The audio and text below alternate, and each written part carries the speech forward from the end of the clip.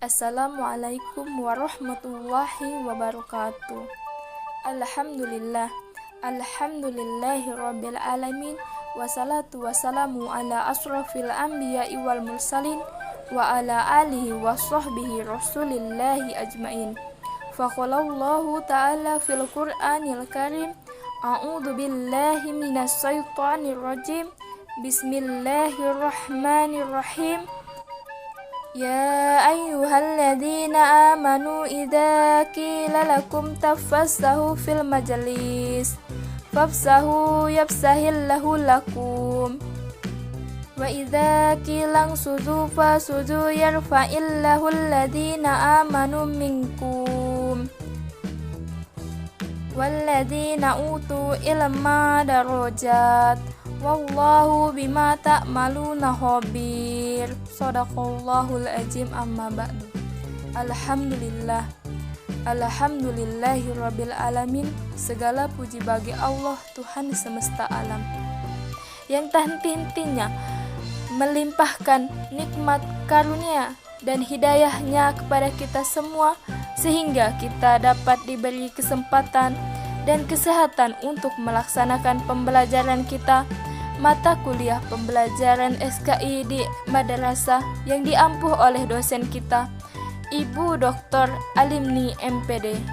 Salawat serta salam semoga selalu tercurahkan kepada suri tauladan kita, Nabi besar Nabi Muhammad Sallallahu Alaihi Wasallam.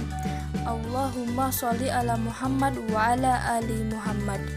Baiklah, sebelum kita memulai pembelajaran kita, mata kuliah pembelajaran SKI di madrasah, ada baiknya kita sama-sama mengucapkan lafaz Bismillahirrahmanirrahim. Baiklah, sebelumnya perkenalkan, nama saya Irmawati. Di sini saya sebagai moderator dari kelompok 6 yang membahas tentang materi yang berjudul Strategi Pembelajaran SKI dari Al-Quran dan Kisah Rasul. Dan juga di sini ada 4 pemateri. Pemateri yang pertama adalah Atika Yolanda, dan pemateri yang kedua Rida Maulidia Ardiati, pemateri yang ketiga Pika Dayanti, dan pemateri yang keempat Gilang Perdana. Baiklah, langsung saja kepada pemateri untuk menyampaikan materinya. Materi yang pertama akan disampaikan oleh Atika Yolanda, materi yang kedua akan disampaikan Rida Maulidia Ardiati, materi yang ketiga akan disampaikan Pika Dayanti, dan pemateri keempat akan disampaikan oleh Gilang Perdana.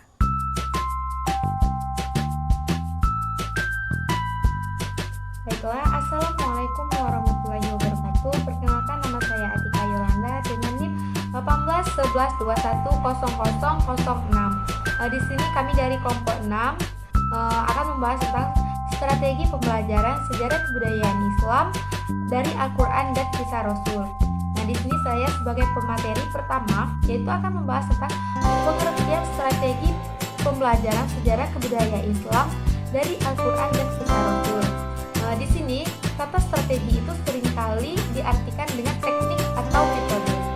Nah, jadi pemaknaan terhadap strategi itu dapat dilakukan secara sempit maupun luas.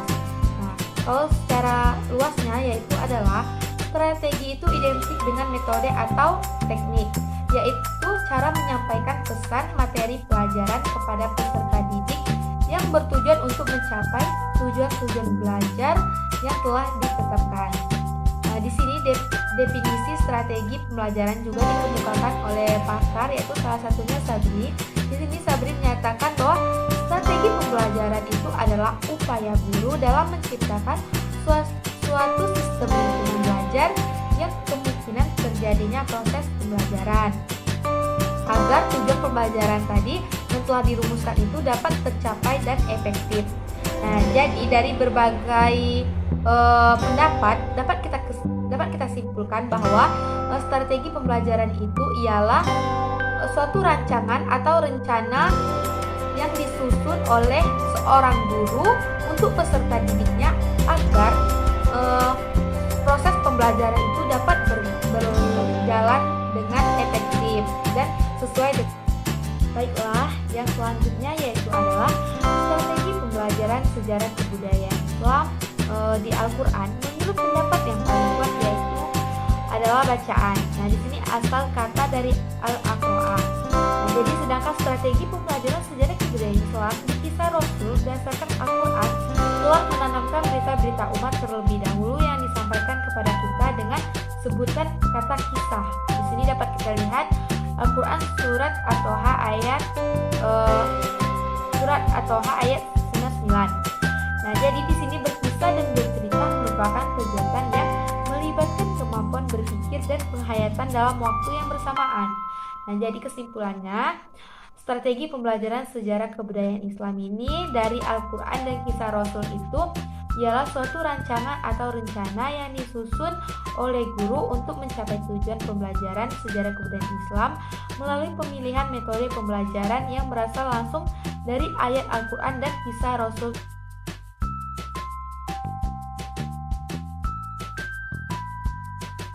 Assalamualaikum warahmatullahi wabarakatuh. Perkenalkan, nama saya Rida Maulidi Aryati sebagai pemateri kedua yang akan menjelaskan mengenai strategi pembelajaran SKI dari Al-Quran. Strategi di sini kita menggunakan metode pembelajaran dari Al-Quran. Saya akan menjelaskan metode pembelajaran dari Al-Quran surah An-Nahl ayat 125. A'udzu billahi minasyaitonir rajim. Bismillahirrahmanirrahim. Ud'u ila sabili rabbika bil hikmati wal mau'izatil hasanati wajadilhum billati hiya ahsan. Inna rabbaka huwa a'lamu biman dhalla 'an sabilihi wa huwa a'lamu bil muhtadin. Shadaqallahul azim. Artinya, serulah manusia kepada jalan Tuhanmu dengan hikmah dan pengajaran baik, dan berdebatlah dengan mereka dengan cara yang baik. Sesungguhnya Tuhanmu, dialah yang lebih mengetahui siapa yang sesat dari jalannya, dan dialah yang lebih mengetahui siapa yang mendapat petunjuk. Dari Al-Quran surah An-Nahl ayat 125 ini terdapat 3 metode pembelajaran. Yang pertama, metode bil-hikmah. Yang kedua, metode mau'izah hasanah. Dan yang ketiga, metode mujadalah atau diskusi. Pertama, saya akan menjelaskan metode bil-hikmah. Dalam bahasa Arab, al-hikmah artinya ilmu, keadilan, falsafah, kebijaksanaan, dan uraian yang benar. Dalam konteks pendidikan, dengan metode hikmah ini hendaknya selalu mempertimbangkan berbagai faktor dalam proses belajar mengajar, baik itu faktor subjek, objek, media, sarana, dan lingkungan pengajaran, sehingga kita dapat menyikapi berbagai faktor tersebut dengan kearifan dan kebijaksanaan untuk mencapai pendidikan yang baik, menyenangkan, juga tepat sasaran. Menurut Imam Al-Qurtubi, kata hikmah dalam ayat ini berarti lemah lembut. Sedangkan menurut An-Nasaiburi, kata hikmah yang dimaksud kata hikmah yaitu metode yang mengandung argumentasi yang kuat sehingga bermanfaat bagi keyakinan. Intinya, dalam konteks pembelajaran ini, metode berhikmah yaitu penyampaian materi dengan kearifan dan kebijaksanaan melalui tutur kata yang lemah lembut tetapi juga tegas dan mengandung argumentasi, dalil, serta alasan yang kuat serta uraian yang benar, sehingga dalam proses ini peserta didik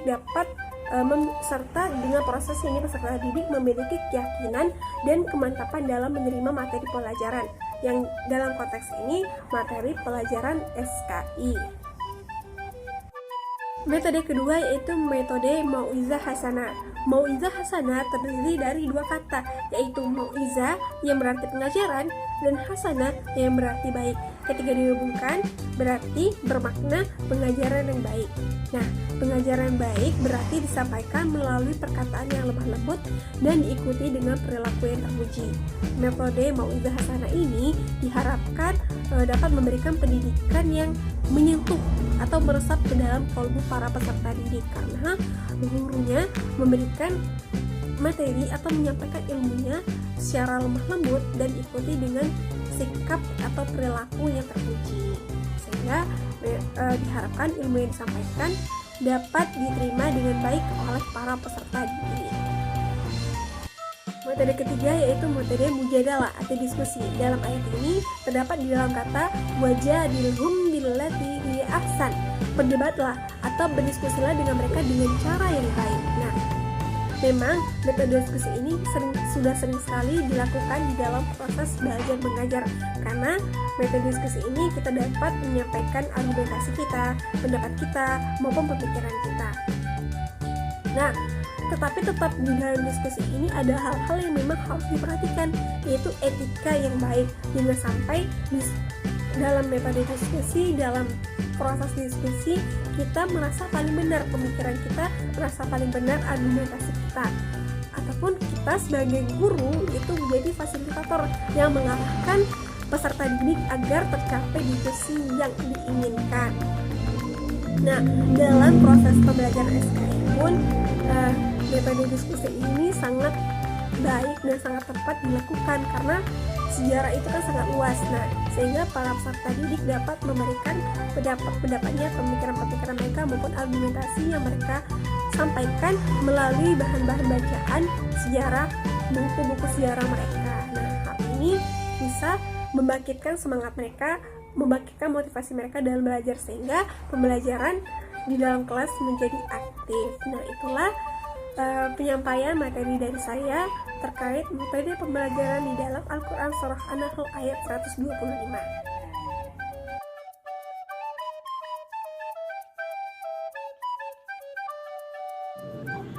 Baiklah, Assalamualaikum warahmatullahi wabarakatuh. Sebelumnya perkenalkan, saya Vika Dayanti, PAI 5A, NIM 1811210021. Di sini saya sebagai pemateri ketiga yang akan menyampaikan materi mengenai strategi pembelajaran dari Al-Quran, Quran Surat Al-Ahzab ayat 21. Manusia banyak belajar dengan cara meniru. Pada dasarnya, anak kecil meniru kebiasaan atau tingkah laku yang dilakukan oleh orang tuanya juga saudara-saudaranya. Begitu juga dengan peserta didik kepada pendidiknya. Misalnya, ia belajar bahasa, berusaha dengan meniru kata-kata yang diucapkan oleh pendidiknya yang dilakukan berulang-ulang kali di hadapannya. Rasulullah Shallallahu Alaihi Wasallam mempresentasikan dan mengekspresikan apa yang ingin diajarkan melalui tindakannya dalam kata-kata. Bagaimana cara memuja Allah Subhanahu wa Ta'ala, bagaimana cara bersikap sederhana, bagaimana cara duduk saat sholat dan doa, bagaimana cara makan, bagaimana cara tertawa, dan lain sebagainya, menjadi acuan para sahabat, sekaligus merupakan materi pendidikan yang tidak langsung. Mendidik dengan contoh keteladanan merupakan metode pembelajaran yang dianggap sangat besar pengaruhnya. Segala sesuatu yang dicontohkan oleh Rasulullah Shallallahu Alaihi Wasallam dalam kehidupannya merupakan cerminan kandungan Al-Quran secara utuh, sebagaimana firman Allah dalam Quran Surat Al-Ahzab ayat 21 yang bunyinya Bismillahirrahmanirrahim. Laqad kana lakum fi Rasulillahi uswatun hasanatun liman kana yarjullaha wal yawmil akhir wa dzakarallaha katsiran. Yang artinya, sesungguhnya telah ada pada diri Rasulullah suri tauladan yang baik bagimu, yaitu bagi orang yang mengharapkan rahmat Allah dan juga kedatangan hari kiamat, dan ia banyak mengingat Allah Subhanahu wa Ta'ala. Quran Surat Al-Ahzab ayat 21. Dalam kaitan metode pendidikan, persoalan keteladanan ini menjadi sesuatu yang sangat penting, sebagaimana dicontohkan oleh Rasulullah Shallallahu Alaihi Wasallam pada 1,5 abad yang lalu. Karena pada dasarnya manusia ini merupakan makhluk pengikut, yang artinya ia cenderung mengikuti orang-orang yang dituakan atau mempunyai karismatik. Itulah sebabnya kehidupan di pesantren itu indah, aman, nyaman, dan tenang, karena mengikuti apa yang dicontohkan oleh kiainya. Begitu juga dengan kiainya ini berusaha untuk memberikan contoh keteladanan yang baik. Nah, ini merupakan salah satu faktor ini merupakan salah satu faktor keberhasilan dari pendidikan pesantren. Dengan demikian, keteladanan ini sangat penting dalam pendidikan. Nah, keteladanan ini menjadi metode yang sangat ampuh untuk membina perkembangan peserta didik. Keteladanan yang sempurna ialah keteladanan yang dicontohkan oleh Rasulullah SAW yang menjadi acuan pendidik sebagai panutan utama.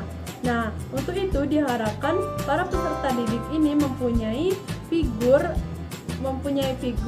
teladan yang baik dari pendidiknya. Mungkin itu saja dari saya. Terima kasih. Saya kembalikan ke moderator.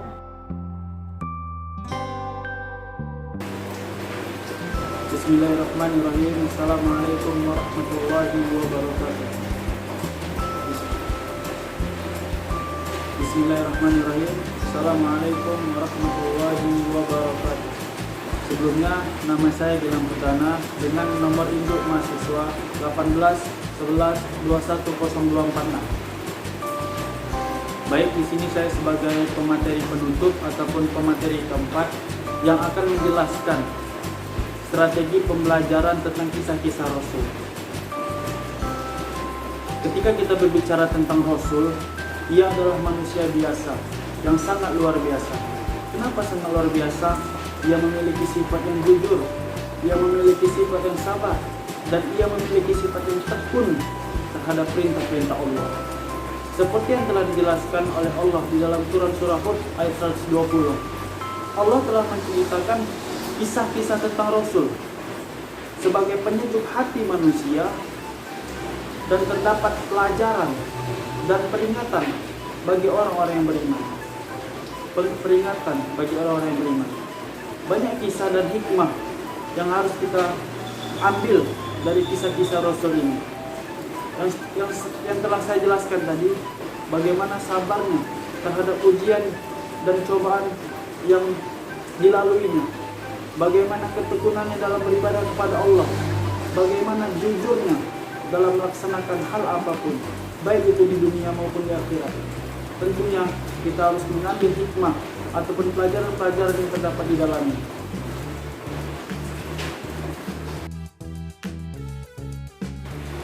Kemudian tugas kita sebagai manusia dalam menyampaikan amar ma'ruf dan nahi munkar, bagaimana kita menyampaikan tentang kisah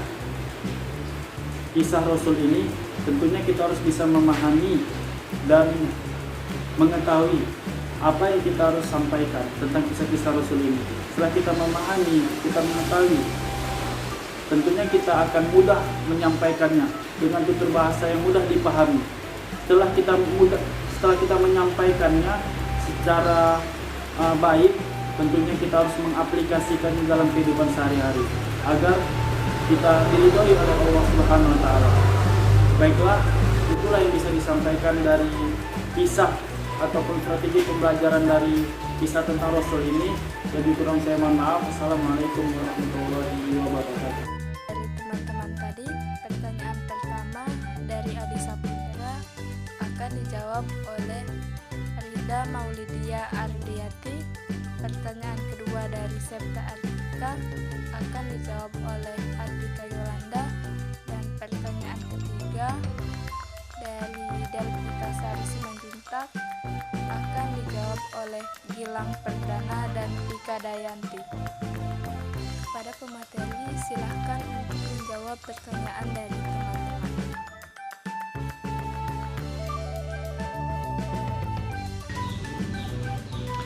Assalamualaikum warahmatullahi wabarakatuh.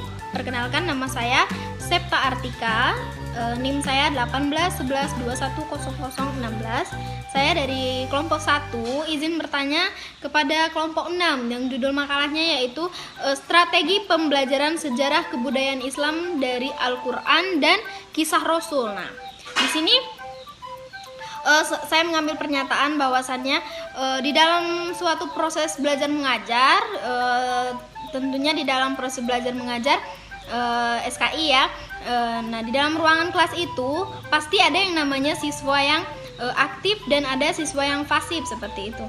Nah, kalau siswa yang aktif ini kan, misalnya di dalam strategi pembelajaran itu kan terdapat yang namanya metode pembelajaran seperti tanya jawab, diskusi. Nah, di diskusi itu kan ada yang namanya tanya jawab, terus saling menyanggah, saling menanggapi seperti itu.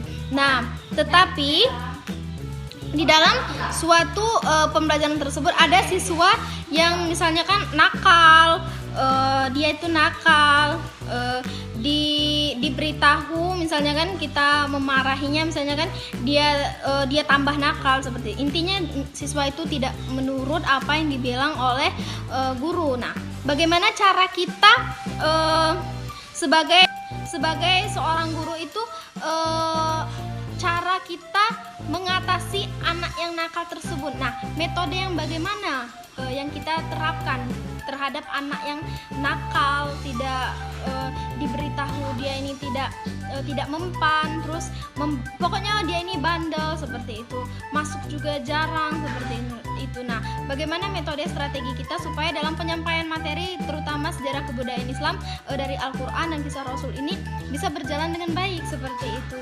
Kan di dalam makalah ini kan pembelajarannya kan dari Al-Quran dan kisah Rasul. Nah, ini kan lumayan agak susah kan misalnya kan dalam Al-Quran. Nanti bagaimana dalam tujuan pembelajarannya itu tidak tercapai seperti itu. Nah, jadi bagaimana cara mengatasi anak yang nakal tersebut supaya dalam pembelajaran terutama dalam pembelajaran SKI yang misalnya dari Al-Quran ini tadi, kisah Rasul ini tadi bisa tersampaikan kepada siswa yang nakal tersebut. Terima kasih. Saya akhiri. Wassalamualaikum warahmatullahi wabarakatuh. Bismillahirrahmanirrahim. Assalamualaikum warahmatullahi wabarakatuh. Perkenalkan, nama saya Delvita Sari Simanjuntak. Baiklah, di sini saya ingin bertanya kepada kelompok 6 yang pertanyaannya adalah bagaimana cara seorang guru memperkuat argumentasi pembelajaran SKI yang berdasarkan strategi Al-Quran dan kisah Rasul sehingga pembelajaran tersebut memperoleh tujuan yang efektif dan efisien. Bismillahirrahmanirrahim. Assalamualaikum warahmatullahi wabarakatuh. Perkenalkan, nama saya Adi Saputra dari kelas PAI 5A. Di sini bertanya kepada kelompok 6 yang ingin saya tanyakan. Yang saya baca di makalah strategi kisah Rasul itu adalah guru menyampaikan dengan lantang di depan kelas. Nah, yang ingin saya tanyakan, seberapa besar tingkat keberhasilan dari strategi kisah Rasul ini? Dan bagaimana cara mengatasi jika ada siswa atau siswi yang pendengarannya kurang baik? Nah, hanya salah satu saja pendengarannya kurang baik atau beberapa orang. Nah, itu bagaimana cara mengatasinya ketika kita menggunakan strategi kisah Rasul? Nah, tolong dijelaskan. Terima kasih. Assalamualaikum warahmatullahi wabarakatuh. Warahmatullahi wabarakatuh. Perkenalkan, nama saya Atika Yolanda. Di sini saya akan menjawab pertanyaan saudari Septa Artika. Inti pertanyaan dari Septa Artika ini, dalam proses ngajar mengajar biasanya kita temukan ada salah satu peserta didik yang mempunyai sifat yang bandel atau bisa dikategorikan nakal. Nah, jadi di sini poin pertanyaannya yaitu yang pertama, metode dan strategi apa yang dapat kita terapkan kepada anak tersebut, dan yang poin kedua yaitu adalah bagaimana cara kita seorang guru untuk mengatasi anak yang nakal tersebut agar tetap tercapainya suatu pembelajaran. Baiklah, di sini metodenya sesuai dengan materi kami yaitu adalah metode berhubungan pembelajaran yang berasal langsung dari ayat Al-Quran dan kisah Rasul. Nah, di sini dapat kita terapkan misalnya berhubungan dengan Al-Quran. Di sini dalam cara metodenya itu bisa dengan membaca atau menghafal. Nah, sedangkan kisah Rasul di sini bisa kita terapkan metode bercerita, bisa juga dengan ceramah atau bernyanyi. Nah, itu metodenya. Nah, sedangkan strategi di sini dapat kita lihat tadi pengertian strategi itu kan suatu rancangan atau rencana yang disusun oleh guru untuk mencapai tujuan pembelajaran sejarah kebudayaan Islam ini. Nah, jadi strategi untuk anak yang nakal tadi dapat kita ketahui, anak nakal itu kan merupakan tugas sehari-hari seorang guru. Setiap kelas itu pasti ada yang beberapa anak yang bisa dikategorikan nakal. Nah, jadi di sini perlu strategi yang kita lakukan itu adalah kita perlu mempunyai keterampilan tersendiri untuk mengatasinya. Jadi di sini kita bisa cari terlebih dahulu penyebab dari anak tersebut. Nah, jika sudah mengetahuinya, maka kita baru tahu strategi apa yang cocok untuk mengatasi anak yang nakal tadi. Nah, jadi itu untuk strategi dan metode yang bisa kita terapkan kepada anak yang bandel. Bismillahirrahmanirrahim. Assalamualaikum warahmatullahi wabarakatuh. Nama saya Gilang Perdana. Di sini saya akan menjawab pertanyaan dari saudari Delvita Sari Simanjuntak. Ia menanyakan bagaimana cara guru memperkuat argumentasi materi pembelajaran SKI yang berdasarkan strategi Al-Quran. Di sini saya akan menjawab bagian dari strategi Al-Quran. Kita sama-sama mengetahui bahwasannya Al-Quran itu adalah sebagai petunjuk, sebagai hudan bagi manusia, hudan linnas, dan sebagai hudan, petunjuk bagi orang-orang yang bertakwa, bagi orang-orang yang merasa dirinya bertakwa. Oleh karena itu, argumentasi tentang Al-Quran itu sudah kuat dan sudah jelas, karena itu adalah kalam-kalam Allah yang diperuntukkan bagi umat manusia. Tentunya untuk memperjelasnya lagi dibantu oleh hadis dan secara lebih detail dijelaskan di sana. Jadi tinggal bagaimana cara kita menyampaikan kepada anak didik kita melalui yang dikatakan oleh saudari kita tadi sebagai pemateri kedua, yang berdasarkan Quran surah An-Nahl ayat 25 secara bil hikmah ataupun mau'izatil hasanah dan mujadillah secara diskusi. Tinggal bagaimana cara kita menyampaikan paduan apa yang tepat, tata cara apa yang tepat, strategi apa yang tepat, sehingga dapat mudah dipahami dan dapat mudah dimengerti oleh anak didik kita nantinya. Saya kira hanya itu yang bisa disampaikan. Wassalamualaikum warahmatullahi wabarakatuh.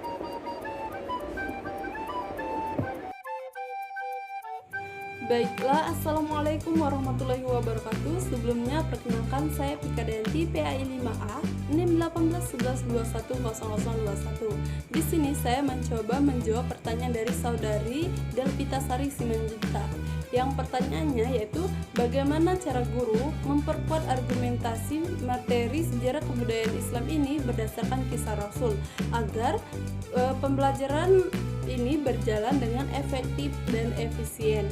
Nah, sejarah kebudayaan Islam ini merupakan perkembangan kehidupan manusia muslim pada masa ke masa dalam beribadah, bermuamalah, juga berakhlak, serta dalam mengembangkan sistem kehidupan dan menyebarkan ajaran Islam yang dilandasi oleh akidah. Secara substansial, mata pelajaran sejarah kebudayaan Islam ini memiliki kontribusi dalam memberikan motivasi kepada peserta didik untuk mengenal, memahami, menghayati sejarah kebudayaan Islam ini yang mengandung nilai-nilai kearifan yang dapat digunakan untuk melatih kecerdasan, memberikan sikap, watak, dan kepribadian peserta didik.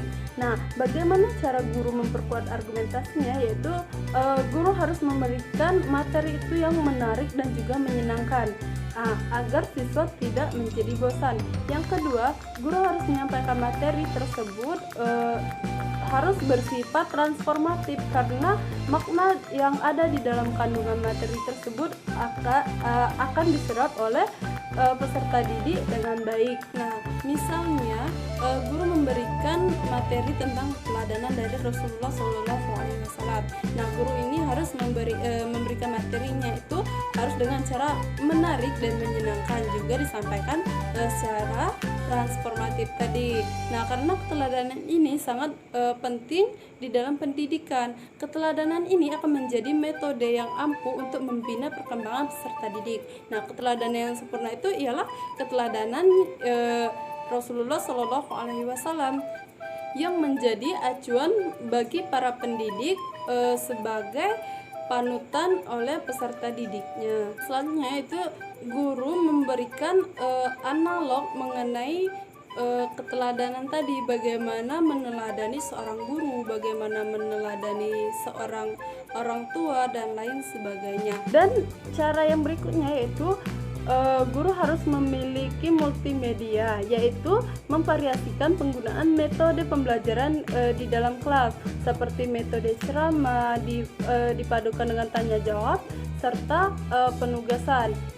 Nah, dengan cara banyaknya media yang digunakan tadi seperti ceramah dipadukan dengan tanya jawab dan juga penugasan ini, siswa tidak akan mudah bosan dan siswa akan belajar dengan senang. Nah, sehingga guru memperkuat argumentasi materi sejarah kebudayaan Islam ini akan berjalan dengan efektif dan efisien. Mungkin itu saja dari saya. Terima kasih. Wassalamualaikum warahmatullahi wabarakatuh. Assalamualaikum warahmatullahi wabarakatuh. Perkenalkan, nama saya Rida Maulidia Ariati. Di sini saya izin menjawab pertanyaan dari Adi Saputra. Pertanyaannya, seberapa besar tingkat keberhasilan dari strategi kisah Rasul dan bagaimana cara mengatasi ketika guru menyampaikan kisah Rasul dan ada siswa yang pendengarannya kurang baik? Nah, yang pertama, tingkat keberhasilan. Menurut saya tingkat keberhasilan dari strategi kisah Rasul cukup besar ya, karena kita ketahui bahwa sifat alamiah manusia itu menyukai cerita. Dengan kita menyampaikan pembelajaran melalui kisah Rasul, itu dapat mengaktifkan dan membangkitkan semangat serta motivasi peserta didik. Karena ketika peserta didik sudah termotivasi untuk mengikuti pembelajaran, maka ia akan sungguh-sungguh dalam mengikuti proses pembelajaran.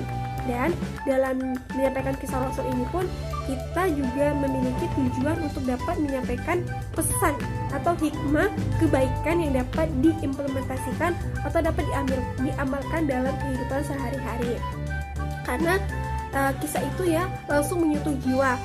Menurut Imam Al-Ghazali bahwa perubahan tingkah laku manusia akan terjadi jika melalui sentuhan jiwa atau hati, dan kisah menjadi alat efektif untuk menyentuh jiwa. Seperti itu.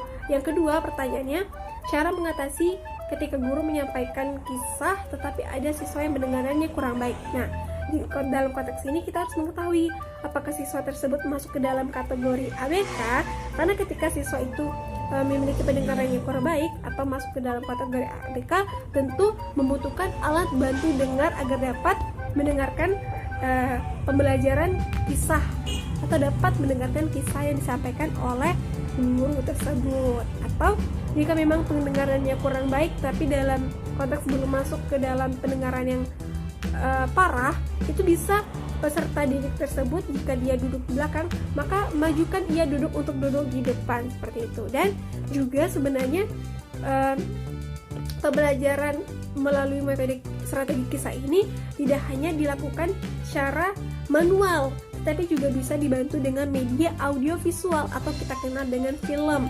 Film-film sejarah dapat kita tampilkan sehingga peserta didik dapat melihat secara visual maupun dapat mendengar melalui audio. Itu yang dapat saya sampaikan. Terima kasih. Wassalamualaikum warahmatullahi wabarakatuh. Baiklah, itulah jawaban dari pemateri atas pertanyaan teman-teman tadi. Semoga teman-teman sudah mengerti dan memahami jawaban dari pemateri tadi. Dengan berakhirnya sesi tanya jawab, maka berakhir pula pembelajaran kita pada kali ini. Marilah kita sama-sama menutup pembelajaran kita dengan mengucapkan lafaz Alhamdulillahirabbil alamin dan ditutup dengan doa safaratul majelis. Subhanakallahumma wa bihamdika asyhadu an la ilaha illa anta astaghfiruka wa atubu ilaik. Semoga pembelajaran kita pada kali ini diridhoi dan diberkahi oleh Allah Subhanahu wa taala, dan semoga ilmu yang kita dapatkan dapat bermanfaat dan berkah untuk kita semua. Saya Irmawati sebagai moderator dan pemateri lainnya Atika Yolanda Rida Maulidia Ardiati, Pika Dayanti, dan Gilang Perdana. Izin pamit undur diri. Jika ada salah kata, kami mohon maaf.